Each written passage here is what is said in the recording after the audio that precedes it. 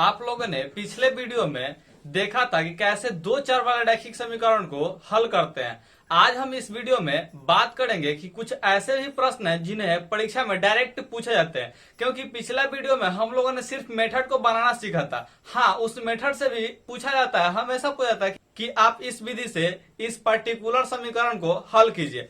लेकिन कुछ ऐसे भी प्रश्न हैं जिनको एक क्वेश्चन का रूप दिया जाता है और उसको बनाकर भाषा में पूछा जाता है। ठीक है, तो इस भाषा वाले प्रश्न को कैसे हल करते हैं आज इस वीडियो में हम लोग सीखने वाले हैं। तो सिंपल सी बात है, बिना देर किए अभी हम लोग देखने वाले हैं।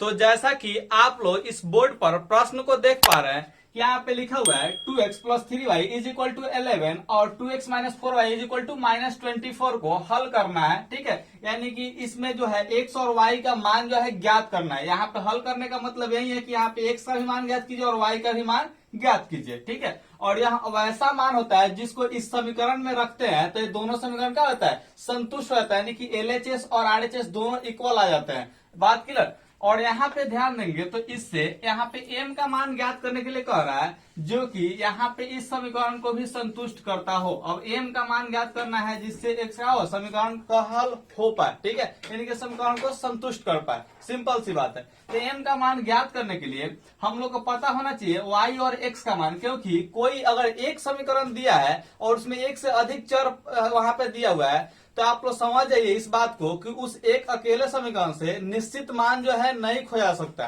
एक अकेला समीकरण अगर है तो उसमें सिर्फ और सिर्फ अगर एक चर अज्ञात है तो उसको ज्ञात करना जो है संभव। और यहाँ जो बात है वो 8वीं क्लास में आप लोग पढ़ चुके हैं। तो यहाँ पे सिंपल सा इस प्रश्न को हम लोग बनाने वाले हैं और यह ध्यान रखिएगा कि 2016 में भी पूछ चुका है, तो हम इसी क्वेश्चन को उठाए हुए हैं। तो यहाँ पे ध्यान रखिएगा कि ये वाला जो प्रश्न है ये परीक्षा में पूछने का चांसेस रहता है या इस टाइप से जो है प्रश्न पूछेगा। बात क्लियर। ये दो का समीकरण दे देगा और तीसरा समीकरण दे देगा जिसमें क्या करेगा, इसका मान या कुछ एक और चर जो है ला देगा और कहेगा कि मान इसका ज्ञात कीजिए। ठीक है, तो अब यहाँ पे समझते हैं। सबसे पहले दोनों समीकरण को लिख लेंगे। जैसा कि हम लोग पिछले वीडियो में देख पा रहे थे कि दो समीकरण दिया होता था और दोनों समीकरण को कैसे हल कर लेते थे, x और y का मान ज्ञात कर लेते थे। हम बताए थे कि जो इसको हल करने का 7 को विधि है, जिसमें से पिछले वीडियो में जो कि 45 मिनट का लगभग में है, उस वीडियो में 4 मेथड को बताए हुए हैं। अगर आप लोगों ने उस वीडियो को नहीं देखा है तो यहाँ पे एक लिंक आ रहा होगा, इस लिंक पे आप लोग क्लिक कीजिएगा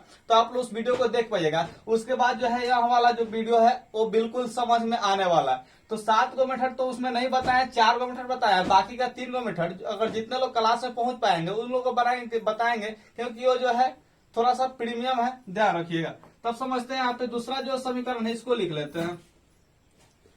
तो यहाँ पे 2x minus 4y is equal to minus 24 दिया। इसको इक्वेशन फर्स्ट मानते हैं और इसको इक्वेशन सेकंड करते हैं। ठीक है, अब यहाँ पे हम बताए थे कि सबसे जो आसान मेथड होता है सातों में से वो होता है विलोपन विधि। कुछ लोगों को प्रजगुणन विधि भी आसान लगता है, लेकिन हमें जो सबसे आसान लगता है वो है विलोपन विधि, लुप्तीकरण विधि। तो यहाँ पे ध्यान दीजिएगा कि विलोपन विधि से बनाने के लिए सबसे पहले या तो x से गुणांक को बराबर करते हैं, नहीं तो y के गुणांक को बराबर करते हैं। यहाँ पे हमको ऑलरेडी दिख रहा है कि x से गुना में 2 है और यहाँ पे x से गुना में 2 है, यानी कि इसका दोनों का गुणांक जो है वो बराबर है। तो हमको ज्यादा कुछ करने की जरूरत नहीं है, डायरेक्ट इसमें चिन्ह को पहचानेंगे। यहाँ पे चिन्ह जो है प्लस है और यहाँ पे भी प्लस है, यानी कि दोनों का चिन्ह भी सेम है। तो जब चिन्ह सेम रहता है और गुणांक भी बराबर रहता है तो उस स्थिति में किसी एक समीकरण से दूसरे समीकरण का कर लेते हैं, घटा लेते हैं। तो यहाँ पे सिंपल सा हम लोग घटा लेंगे समीकरण 1 में से समीकरण 2 को। ठीक है, तो यहाँ पे लिखेंगे समीकरण 1 में से समीकरण 2 को घटाने पर। ठीक है, तो समीकरण 1 यहाँ पे लिख लेंगे 2x plus 3y is equal to में 11। ठीक है, और यहाँ पे समीकरण जो 2 है वो यहाँ पे लिख लेंगे 4y माइनस में 24। यहाँ पे आप लोग ध्यान रखिएगा, जब घटाते हैं तो ऑटोमेटिक चिन्ह चेंज होता है, इसका कुछ रीजन होता है, ध्यान रखिएगा। तो यहाँ पे सबसे पहले समझ जाइए कि यहाँ पे प्लस है तो हम लोग लिखेंगे माइनस, यहाँ पे माइनस है तो प्लस कर लेंगे और यहाँ पे माइनस है तो क्या कर लेंगे, प्लस कर लेंगे। बात क्लियर। मन करेगा तो इसको घेर भी सकते हैं, लेकिन हम ज्यादा प्रीफर नहीं करेंगे घेरने के लिए, डायरेक्ट ऐसा चिन्ह लिख लीजिएगा। ठीक है, तो 2x में से 2x माइनस होगा तो क्या हो जाएगा, 0 हो जाएगा। यहाँ पे कितना आएगा, 0। तो 0 को हम लोग को नहीं लिखना। यहाँ पे देखिए y जो है 3 इसका जो है गुणांक है और ये प्लस में, यहाँ पे y की गुणांक 4 है, लेकिन यहाँ पे अभी फिलहाल में जो चिन्ह है वो क्या है, प्लस है। ये माइनस को अब नहीं लेंगे, ध्यान ध्यान रखेंगे, क्योंकि अब इसका चिन्ह जो है बदल कर क्या हो चुका है, प्लस हुआ है। क्यों हुआ है, क्योंकि घटाए हैं यहाँ पे। अगर जोड़ते तो चिन्ह इसका नहीं चेंज होता, ध्यान रखिएगा। तो प्लस प्लस है तो इसको जोड़ लेंगे, तो यहाँ पे 3 गो वाई है, यहाँ पे 4 गो वाई, तो कितना हो जाएगा, 7 गो वाई हो जाएगा, यानी कि 7 वाई हो जाएगा। यहाँ पे देखिए 11 का चिन्ह प्लस, यहाँ पे भी प्लस हो गया, तो इसको भी क्या करना है, हम लोग को जोड़ना है। तो ये हम लोग को कितना आ जाएगा, 35 आ जाएगा। इसलिए यहाँ पे y का वैल्यू जो कितना आएगा, 35/7 हो जाएगा। ठीक है, यहाँ पे या लिख लेंगे, अगर इंग्लिश मीडियम वाले हैं तो और लिख लेंगे, कोई दिक्कत नहीं होना चाहिए। इसलिए यहाँ पे आ जाएगा so that y is equal to कितना, 5, क्योंकि 7 5 जा 35 होता है, आप लोग ध्यान रखेंगे। अब यहाँ पे y का जब आप लोग का मान निकल चुका है, तो सिंपल सा इस y का मान या तो समीकरण 1 में या समीकरण 2 में रख लेते हैं। ठीक है, इस मान को जो है या तो इक्वेशन फर्स्ट या इक्वेशन सेकंड, जो इक्वेशन सेकंड है इसमें पुट कर सकते हैं। बात क्लियर। तो यहाँ पे समझिए, सबसे पहले यहाँ पे y का मान जो है हम किसी एक समीकरण में रखेंगे। ठीक है, तो y का मान हमको ज्यादा अगर आसान दिखने के लिए कहेगा तो यहाँ पे समीकरण 1 में ही रखेंगे। ठीक है, तो y का मान समीकरण 1 में रखने पर आप लोग 2 में रख करके भी मान ज्ञात कर सकते हैं। मान में कोई चेंजिंग नहीं आएगा, कैलकुलेशन अगर सही है तो।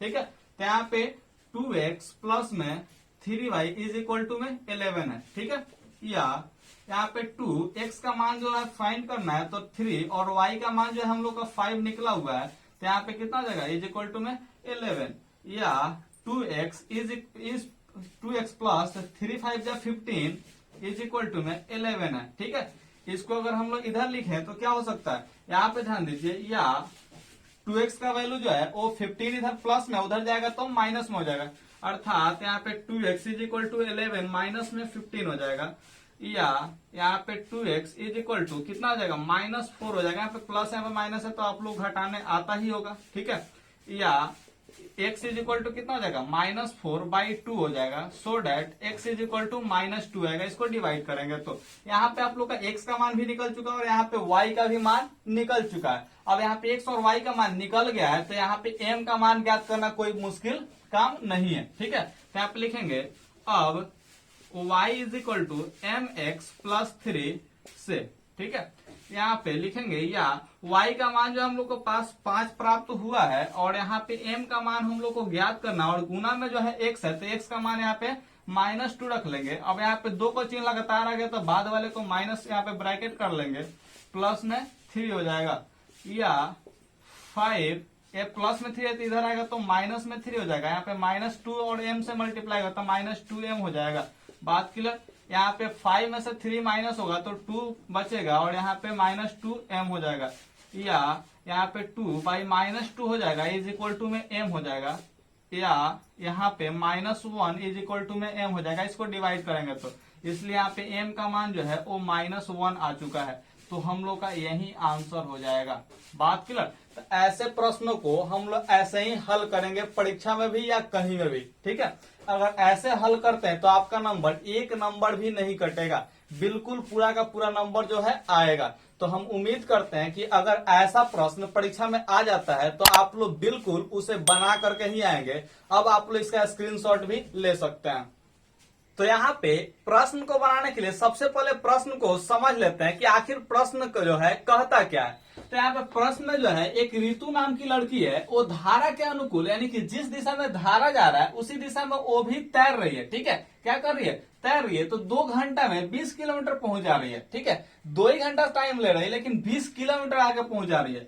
और यहाँ पे देखिए धारा के प्रतिकूल जो है 2 घंटा में 4 किलोमीटर तैर पा रही है, यानी कि धारा इस दिशा में पड़ रहा है तो वो उधर से इधर आ रही है, उल्टा आ रही है। ठीक है, धारा इधर से उधर जा रहा है लेकिन वो उल्टा आ रही है, तो 2 घंटा में जो है 4 किलोमीटर तैर सकती है। ठीक है, तो यहाँ पे कह रहा है कि उसकी स्थिर जल में तैरने की चाल, यानी कि वो कितना समय में कितना देर तक ले तैर रही है, यानी कि उसका जो एक्चुअल स्पीड है वो कितना है इसको बताना है, यानी कि जब जल धारा नहीं बह रहा है तब बताना है। ठीक है, और यहाँ पे दूसरा बात कह रहा है कि धारा का चाल ज्ञात करना है। क्या चीज का चाल ज्ञात करना है, धारा का चाल ज्ञात करना है, यानी कि उसको तैरने का स्पीड भी ज्ञात करना है और धारा कितना स्पीड से बह रहा है उसको भी ज्ञात करना है। ठीक है, तब यहाँ पे एक एग्जाम्पल से इस क्वेश्चन को समझते हैं थोड़ा सा। ठीक है, अगर मान लीजिए कि आप साइकिल चला रहे हैं, ठीक है, तो पीछे से हवा बह रहा है और आप इसी दिशा में जा रहे हैं, तो आप देखिएगा, महसूस कीजिएगा बहुत तेजी से जाते होंगे, यानी कि कम समय में आप ज्यादा दूरी तय करते होंगे। और यहाँ पे अगर एक और कंडीशन ले कि आप लोग इधर जा रहे हैं और धारा जो हवा जो है इधर बह रहा है, ठीक है, हवा जो है इधर से इधर आ रहा है और आप इधर से इधर जा रहे हैं, यानी कि दोनों का टकराव हो रहा है, तो आप जो है महसूस करेंगे कि आपको चलाने में बहुत ज्यादा जो है कठिनाई महसूस होता होगा और आप बहुत ज्यादा समय में बहुत कम दूरी तय करते होंगे। अर्थात यहाँ पे समझ सकते हैं कि जो हवा है आपका जो है आपके गति को रोक रहा है, बात क्लियर, यानी कि आपकी गति में से उस हवा का गति जो है वो माइनस हो रहा है, ठीक है। और जब यहाँ पे जब जिधर जा रहे हैं उधर ही हवा आपको ढकेल रहा है, यानी कि आप स्पीड से जा रहे हैं, इसका मतलब यही है कि आपका जो स्पीड है और हवा का स्पीड है दोनों क्या हो रहा है, प्लस हो रहा है, तब आप आगे जा रहे हैं ज्यादा स्पीड से। तो आप लोग इन दोनों कंडीशन को मेरे ख्याल से समझ चुके हैं। तो ठीक उसी प्रकार से यहाँ पे जो है इसकी तैरने की जो शक्ति है वो बताया गया है 2 घंटे में 20 किलोमीटर। वैसे 2 घंटा लगातार तैरना जो है बहुत ही मुश्किल है, ठीक है, और लगभग नामुमकिन भी है, ध्यान रखेंगे। तो यहाँ पर समझते हैं, सबसे पहले जो कहेगा उसी को हम लोग मान लेंगे। तो कहा है यहाँ पे स्थिर जल में तैरने की चाल, ठीक है, तो स्थिर जल में तैरने की चाल is equal to x kilometre प्रति घंटा मान लेंगे, क्योंकि चाल यहाँ पे किलोमीटर प्रति घंटा में इसलिए मानेंगे क्योंकि यहाँ पे किलोमीटर में और घंटा में जो है दिया हुआ है, दूरी जो है किलोमीटर में है, समय जो है घंटा में है, तो यहाँ पे चाल जो है किलोमीटर घंटा में ही मानेंगे, बात क्लियर। और यहाँ पे मानेंगे माना की, ठीक है, तथा धारा की चाल यहाँ पे मान लेंगे, धारा की चाल जो है उसको y किलोमीटर प्रति घंटा मान लेंगे, ठीक है, यानी कि जो चीज निकालना है उसी को हम लोग क्या कर लेंगे, मान लेंगे। और ऐसा जो है बहुत सारे प्रश्न में करते हैं, 95% प्रश्न हम यही करते हैं कि जो भी प्रश्न में निकालने के लिए कह रहा है उसी को हम यहाँ पे x और y मान रहे हैं, ठीक है। अब यहाँ पे समझिए जो पहला कंडीशन दिया है यानी कि केस 1 जो दिया है, ठीक है, केस 1, ठीक है, वो क्या दिया, धारा के अनुकूल वाला, और केस 2 जो दिया है वो धारा के प्रतिकूल वाला। तो अब यहाँ पे एक्चुअल चाल जो है क्या करेंगे, धारा के अनुकूल में और धारा के प्रतिकूल में। तो यहाँ पे लिखेंगे अब धारा के अनुकूल तैरने की चाल इज इक्वल टू क्या होगा। अब हम आप लोग से कहे थे कि जब साइकिल इसी दिशा में जा रहा था और हवा भी आपको इसी दिशा में बह रहा था, ठीक है, तो आप ज्यादा स्पीड से जा पा रहे। इसका कारण यही था कि आपका जो एक्चुअल साइकिल का स्पीड था और हवा का स्पीड था दोनों जो है प्लस हो रहा है। इसका मतलब यही हुआ कि अगर तैर रहे हैं इस दिशा में तो मेरे जो तैरने का स्पीड है और जो पानी यहाँ पे बह रहा है वो भी उसका जो स्पीड है दोनों क्या होगा, प्लस होगा, क्योंकि उसका अनुकूल है, ठीक है। जिधर धारा जा रहा है उधर ही हम लोग क्या कर रहे हैं, तैर रहे हैं, तो यहाँ पे जो है प्लस होगा दोनों का स्पीड। तो यहाँ पे मान लीजिए यहाँ पे क्या हो जाएगा, x प्लस वाई हो जाएगा, ठीक है, यहाँ पे किलोमीटर प्रति घंटा, यानी कि दोनों का चाल जो है वो जुड़ जाएगा। और वहीं जब धारा के प्रतिकूल की बात करेंगे, धारा के प्रतिकूल तैरने की चाल इज इक्वल टू क्या हो जाएगा, यहाँ पे ध्यान रखिए जो हम तैरेंगे उसमें से जो है धारा जो है वो क्या करेगा, आपका विरोध करेगा। आप धारा का विरोध नहीं कर रहे हैं, धारा जो है आपके चाल का विरोध कर रहा है, यानी कि धारा का चाल जो है वो आपके चाल में से माइनस हो रहा है, ठीक है, यानी कि उतना चाल से जो है आपको रोक रहा है, तो क्या करेंगे, माइनस कर देंगे। तो यानी कि x में से किसको माइनस कर देंगे, y को, बात क्लियर। यहाँ पे किलोमीटर प्रति घंटा। अब यहाँ पे केस 1 जो है वो कह रहा है, केस 1 जो है धारा के अनुकूल वाला, तो यहाँ पे समझिए धारा के अनुकूल जो है 2 घंटा में 20 किलोमीटर है, ठीक है। तो अब यहाँ पे समझते हैं, चूंकि समय बराबर क्या होता है, दूरी बटा में चाल होता है, ध्यान रखेंगे। इसको आप एक ट्रिक से याद रख सकते हैं, DST, जैसे GST होता है वैसे ही DST, ठीक है, distance is equal to speed into time होता है, ठीक है, यानी कि अगर टाइम का वैल्यू प्राप्त करना है तो डिस्टेंस के बट्टा में जो है स्पीड ला देंगे, यानी कि दूरी के बट्टा में जो है चाल ला देंगे तो आपका समय मिल जाएगा, यानी कि समय के बराबर क्या हो जाएगा, दूरी बट्टा चाल हो जाएगा। याद रखिएगा DST जैसे GST होता है वैसे ही DST याद रखिएगा, ठीक है। डिस्टेंस स्पीड टाइम, डिस्टेंस मतलब दूरी, स्पीड मतलब चाल और टाइम मतलब समय, याद रखिएगा। तो यहाँ पे ध्यान रखेंगे तो समय का मान जो है वो कितना है, 2 घंटा है, ठीक है, और दूरी का जो मान है वो 20 किलोमीटर है। और यहाँ पे जब धारा के अनुकूल है तो इसका चाल कितना है, x प्लस वाई है, तो यहाँ पे x प्लस वाई किलोमीटर प्रति घंटा रख लेंगे। इसमें कोई कंफ्यूजन मेरे ख्याल से नहीं होना चाहिए। यहाँ पे मात्रा को अभी नेग्लेक्ट करेंगे, नहीं लिखेंगे मात्रा को, डायरेक्ट हम लोग इक्वेशन बनाएंगे। तो यहाँ पे क्या हो जाएगा, 2 इंटू में x plus y is equal to में 20 किलोमीटर आ जाएगा, तो किलोमीटर को यहाँ पे क्या कर देंगे, हटा देंगे। यहाँ पे x plus y is equal to क्या आ जाएगा 20, बाई में 2 आ जाएगा, यानी कि इसको हम डायरेक्ट हम यहाँ पे 10 लिखने वाले हैं, ठीक है, क्योंकि 20 को 2 से डिवाइड करेंगे तो कितना आएगा 10 आएगा। ध्यान रखेंगे, इसको इक्वेशन हम लोग फर्स्ट लिखने वाले हैं। अब यहाँ पे केस 2 के अनुसार देखें तो केस 2 में जो है वो क्या है, यही फिर सूत्र लिखेंगे, समय इज इक्वल टू दूरी बटा में चाल लिखेंगे। तो समय यहाँ पे कितना 2 ही घंटा लग रहा है शायद, ठीक है, समय कितना 2 घंटा लग रहा है, लेकिन जो दूरी है वो कितना हो जा रहा है, जो दूरी है वो 4 किलोमीटर हो जा रहा है, तो ऊपर कितना लिखेंगे 4 किलोमीटर, और यहाँ पे चाल जो है वो कितना हो रहा है x माइनस वाई हो जा रहा है, x माइनस वाई, ठीक है, किलोमीटर। अब यहाँ पे जो है इसको अगर सोल्यूशन करते हैं तो सिंपल से यहाँ पे ध्यान रखिए कितना हो जाएगा, या 2 में x माइनस वाई से जो है मल्टीप्लाई हो जाएगा, फिर से जो है इसका मात्रा जो है हम नहीं लिख रहे हैं, इज इक्वल टू में कितना हो जाएगा 4, अब फिर 2 से इधर डिवाइड करेंगे तो कितना हो जाएगा x minus y is equal to में आपका आ जाएगा 2 आ जाएगा, क्योंकि 4 को 2 से डिवाइड करेंगे तो कितना आएगा 2 टाइम्स में जो है डिवाइड हो जाएगा। तो यहाँ पे इसको इक्वेशन सेकंड मान लेंगे। अब आप लोगों के सामने x plus y is equal to 10 और x minus y is equal to 2, यहाँ पे दो गो इक्वेशन है जिसमें दो गो चर का यहाँ पे मान ज्ञात करना है, ठीक है। तो इसके लिए आप लोग के पास टोटल 7 विधि है, जिसमें से सबसे आसान वाला विधि जो है मुझे लगता है वो है विलोपन विधि, लुप्तीकरण विधि, तो हम उसी विधि से बनाएंगे। सिंपल से यहाँ पे समझिए, ये दोनों का गुणांक जो है 1 है, इसके दोनों का भी गुणांक 1 है, तो सिंपल से यहाँ पे समझिए y का चिन्ह माइनस है, यहाँ पे y का चिन्ह प्लस है, तो प्लस और माइनस है तो हम जानते हैं कि जोड़ने पर क्या हो जाएगा 0 हो जाएगा, यानी कि दोनों का यहाँ पे y में से y क्या हो जाएगा ऑटोमेटिक घट जाएगा, तो उसका मान जो है 0 आ जाएगा, तो खाली सिर्फ और सिर्फ क्या बच जाएगा x बचेगा, यानी कि सिंपल से यहाँ पे करेंगे 1 और 2 को जोड़ लेंगे। तो यहाँ पे लिखेंगे समीकरण 1 तथा 2 को जोड़ने पर, ठीक है, ये दोनों समीकरण को क्या लिख लेंगे जोड़ लेंगे, ठीक है। तो यहाँ पे 1 में था x plus y is equal to में 10 था, ठीक है, और यहाँ पे समीकरण 2 में है x minus y is equal to में 2 है, ठीक है। जोड़ रहे हैं तो इसका चिन्ह बदलेंगे नहीं, घटाते वक्त जो है नीचे वाला का चिन्ह क्या कर देंगे बदल देंगे, यहाँ पे y प्लस में आप y जो है माइनस में, तो दोनों खत्म हो जाएगा, यहाँ पे x और x मिलकर कितना हो जाएगा 2x, और यहाँ पे 10 और 2 कितना हो जाएगा 12 हो जाएगा, इसलिए x इज इक्वल टू कितना, यहाँ पे 12 में आके 2 डिवाइड करेगा तो कितना हो जाएगा 6 हो जाएगा। अब इतना कैलकुलेशन तो आना ही चाहिए। अब यहाँ पे x का जो वैल्यू है वो किसी x इक्वेशन में रख लेंगे तो हम लोग का मान निकल जाएगा, तो हम सोच रहे हैं कि इसी में रख लें, ठीक है। तो इक्वेशन x का मान समीकरण 1 में रखने पर, ठीक है, हम जो बोल रहे हैं उसको आप लोग कॉपी में नोट कर लीजिएगा, अगर नहीं दिख रहा है तो, क्योंकि छोटा छोटा लिखना पड़ रहा है, बोर्ड जो है मेरा छोटा है, कोचिंग में बोर्ड बड़ा है, और कोचिंग जो है अभी बंद है, इसलिए वहां पे वीडियो शूट नहीं कर सकते, घर पे बोर्ड छोटा है इसलिए यहाँ पे वीडियो शूट कर रहे हैं, तो यहाँ पे छोटा छोटा लिखना पड़ रहा है, ठीक है। तो यहाँ पे लिखेंगे x plus y is equal to में 10, या x का मान जो है वो 6 है, प्लस में y इज इक्वल टू 10, या y इज इक्वल टू 10 और माइनस में 6 है, जिसका वैल्यू जो है 4 आ जाएगा, ठीक है, 4 आ जाएगा।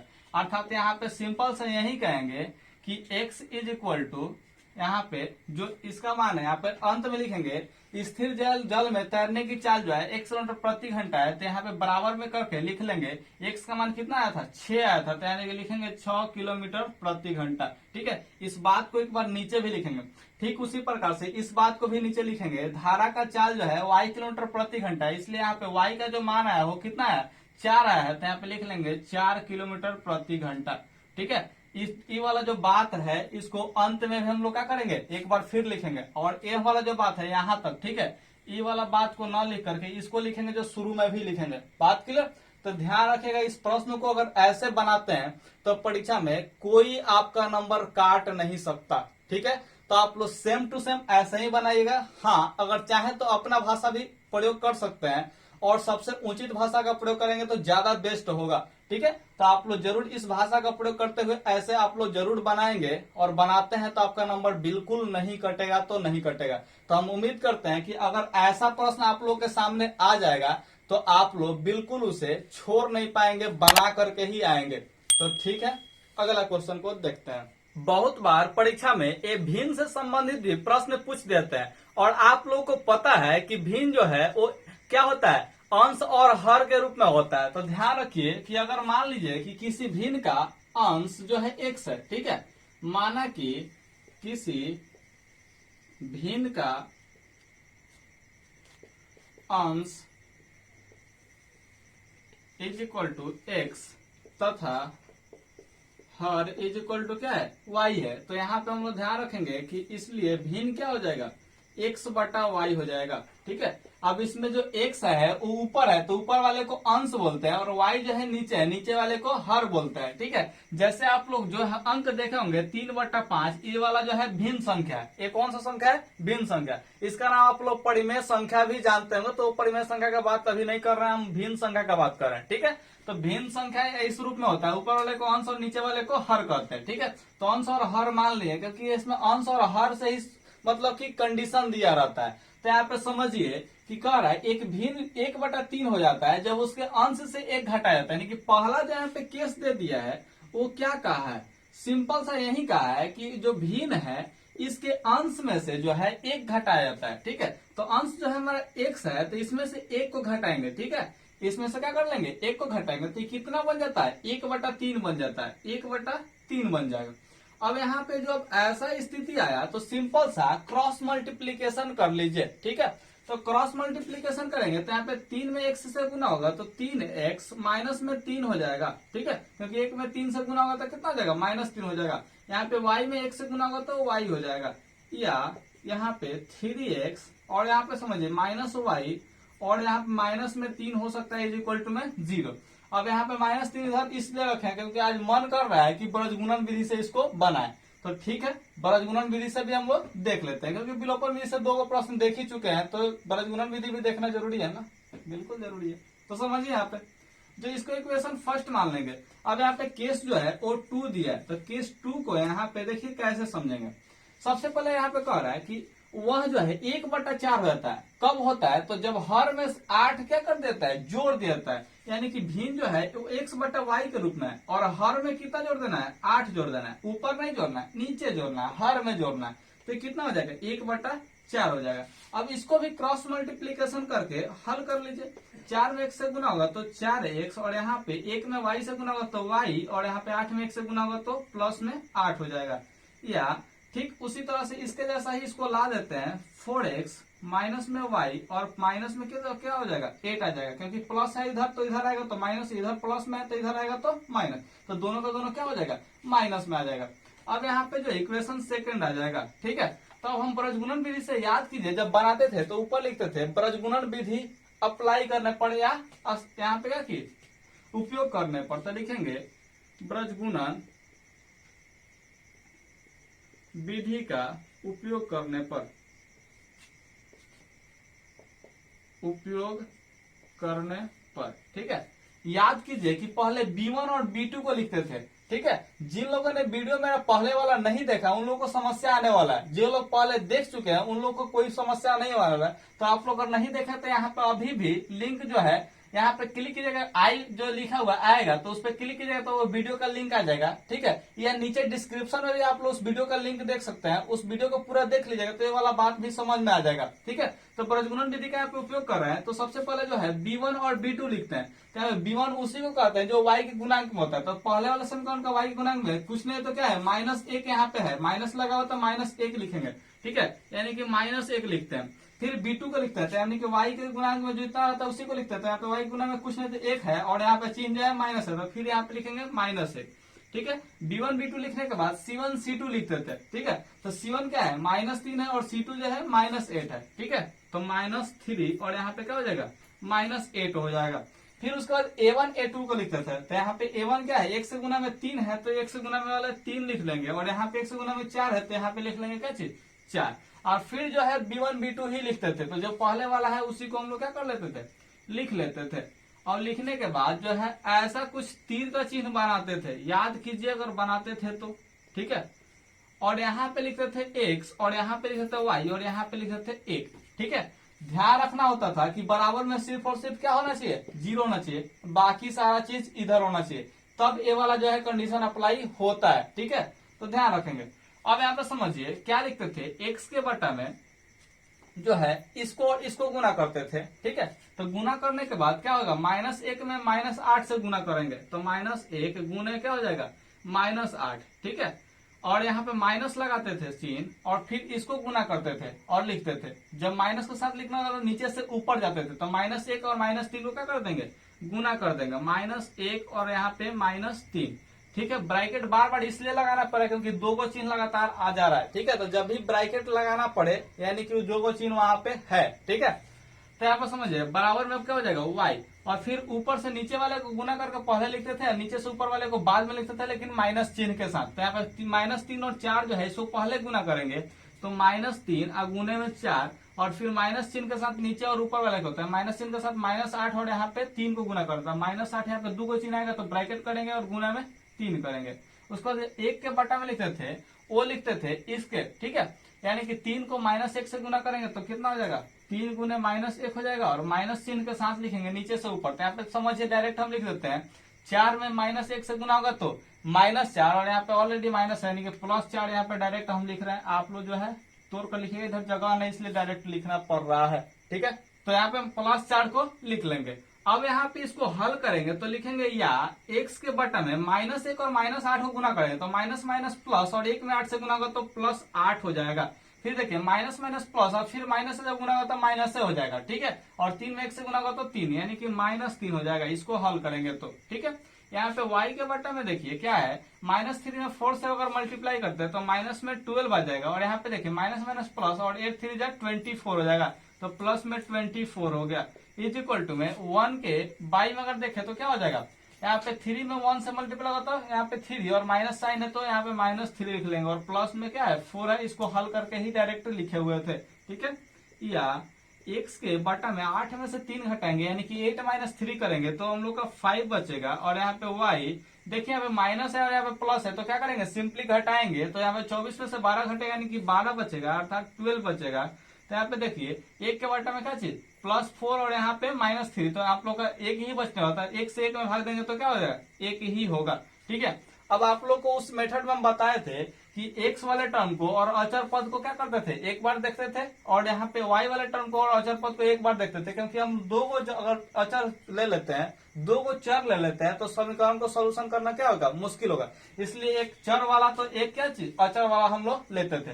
तो यहाँ पे लिखेंगे अब यहाँ पे x बटा में 5 बराबर क्या चीज 1, और तथा में लिखेंगे y बटा में 12 इज इक्वल टू में 1 लिखेंगे, या x का मान जो है 5 में 1 से गुना होगा तो क्या हो जाएगा 5 हो जाएगा, तथा यहाँ पे y का मान जो 12 में 1 से गुना होगा तो 12 हो जाएगा। तो यहाँ पे x और y का मान जो है हम लोग को ज्ञात हो चुका है। तो क्या ज्ञात करना है, भिन्न ज्ञात करना है। भिन्न किसमें, x बटा y के रूप में, अर्थात भिन्न का जो मान होगा वो क्या हो जाएगा, इसलिए भिन्न इज इक्वल टू क्या हो जाएगा, अंश बटा में हर होता है, तो अंश x था और हर जो है y था, तो 5 बटा में कितना हो जाएगा 12 हो जाएगा। तो हम लोग का आंसर जो है यही हो जाएगा।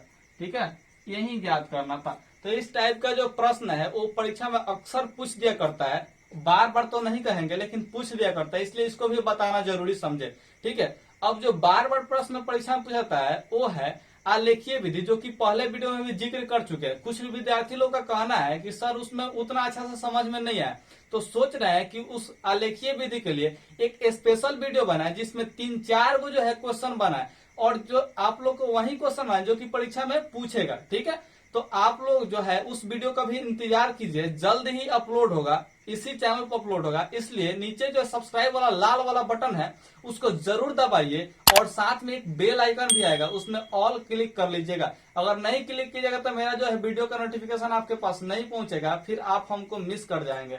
तो आप लोग जरूर उसको क्लिक करके रखिएगा। तो बाकी धन्यवाद।